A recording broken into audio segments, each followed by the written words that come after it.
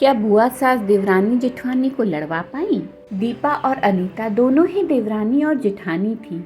दीपा नौकरी करती थी और अनीता घर संभालती थी। उनका परिवार बहुत बड़ा था। सास, ससुर और उन दोनों के बच्चे, कुल मिलाकर घर में 10 लोग थे। और आज कई सालों बाद उनकी बुआ सास अपने भाई के पास रहने आई थी। सुबह उठते ही बुआ जी ने देखा दीपा जल्दी जल्दी अपने काम निपटा रही थी। अनीता ने सबका नाश्ता बना दिया, जिस नाश्ते को दीपा ने सबको परोस दिया। इसके बाद दीपा ने खुद अपना टिफ़िन पैक किया और जॉब पर चली गई। अनीता ने फिर दोपहर का खाना बनाया और थोड़ी देर बैठ गई अपनी सास और बुआ के पास। बुआ सास से रहा नहीं गया और अनीता से बोली कि छोटी बहू, तेरी जेठानी दीपा तुझ पर बड़ा हुक्म चलाती है। सुबह से देख रही हूँ रसोई घर में तो ही लगी हुई है और वो महारानी दिखावा करने के लिए सबको नाश्ता परोस रही थी, जैसे उसी ने बनाया हो।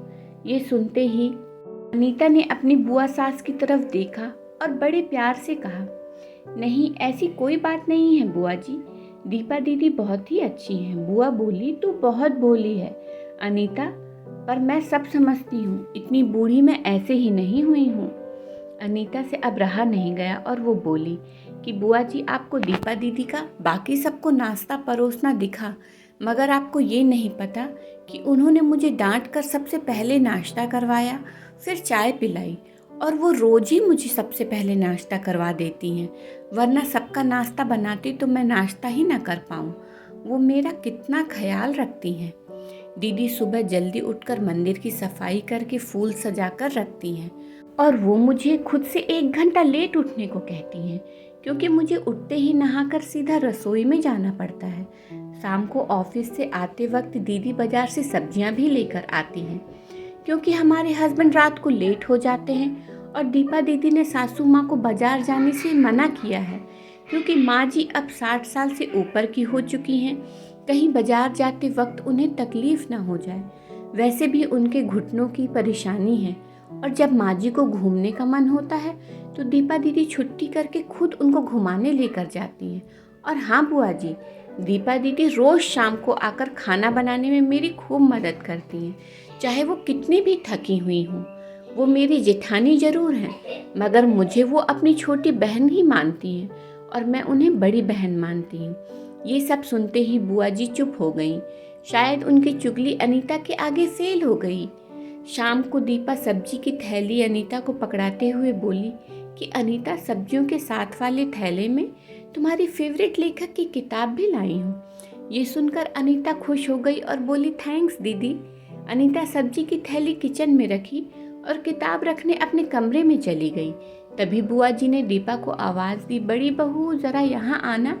दीपा बोली, जी बुआ जी। तभी बुआ बोली कि तुम इतनी मेहनत करके कमाती हो और ऐसे ही फालतू किताबें खरीद कर पैसों की बर्बादी कर रही हो, वो भी अपनी देवरानी के लिए। वो तो वैसे भी घर में रहती है।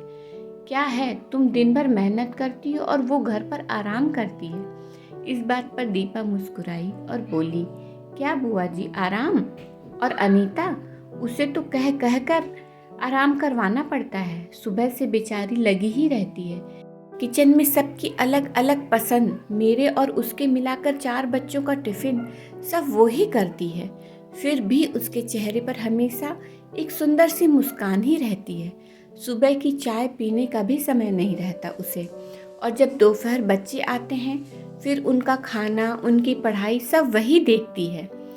वो है, इसलिए मुझे बच्चों की चिंता भी नहीं रहती और मैं अपना पूरा ध्यान ऑफिस में लगा पाती हूँ। कुछ दिनों पहले ही प्रमोशन मिला है। मम्मी पापा की दवाई कब खत्म हुई, कब लाना है, ये सब वो ही ध्यान रखती है। घर पर ही कब कौन सा रिश्तेदार आता है, उनकी सेवा भी वही करती है। और बुआ जी, घर पर रहकर बच्चे संभालना कोई छोटी बात नहीं। मेहमानों के आवभगत भी अनीता बिना किसी शिकायत के करती है। उसे तो बस पढ़ने का ही शौक है। फिर क्या मैं अपनी छोटी बहन की छोटी सी इच्छा भी पूरी नहीं करूँगी? अगर उसकी इच्छा मैं पूरी नहीं करूँगी तो कौन करेगा? अब तो बुआ की पूरी तरह से बोलती बंद हो चुकी थी। फिर दीपा भी अपने कमरे में चली गई। ये सारी बातें दीपा की सास पीछे खड़ी सुन रही थी।